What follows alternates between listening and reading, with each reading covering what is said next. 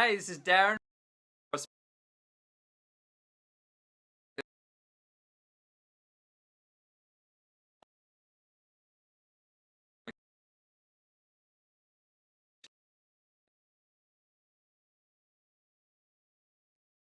A property in portfolio himself. He helps his clients do a similar sort of thing, and so similar sort of thing to what I do in Adelaide.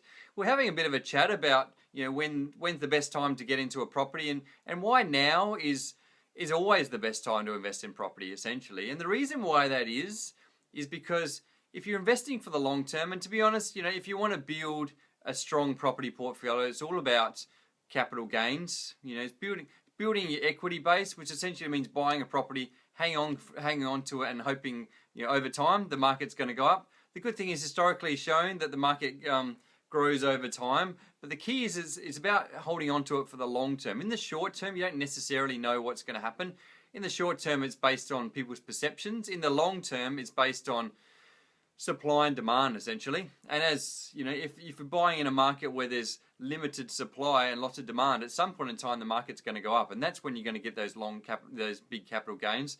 The thing is, you don't necessarily know how long the long term is, so the key is the longer you're in the market, the more chance you got of getting some of those capital gains, those long term benefits from investing, essentially. So that being said, if you know that the key is essentially to investing is time. And so the more time you have, the more potential do you have to firstly ride out the wave if there's ups and downs along the way, so you have more time to try and benefit from those capital gains that are going to happen over the long term. So if the key to investing is time, then what we need to do is we need more time, and the way we're going to have more time is to start investing earlier.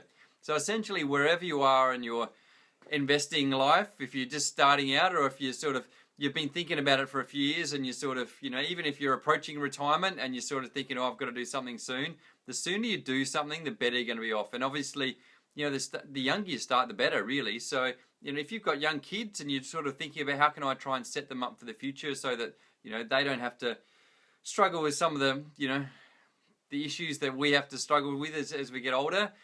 Basically, the good way to try and help them out is help them get into the property market, because the sooner they get into the market, the sooner they're going to get benefit out of long-term gains and those capital gains, which are going to set them up for the future. Because basically what's going to happen, if you can build these capital gains or build some equity in the property, then you'll be able to refinance, pull some of the equity out and buy another property. And to be honest, when you're ready to retire, having one property is not going to make that big a deal to retirement. But if you buy 4 or 5 or 10 or 20 properties, when you're ready for retirement, you can pay down, sell off 5 or sell off 10 of them, sell off half of them, and then pay down the debt of the others. You have, 5 or 10 freehold properties.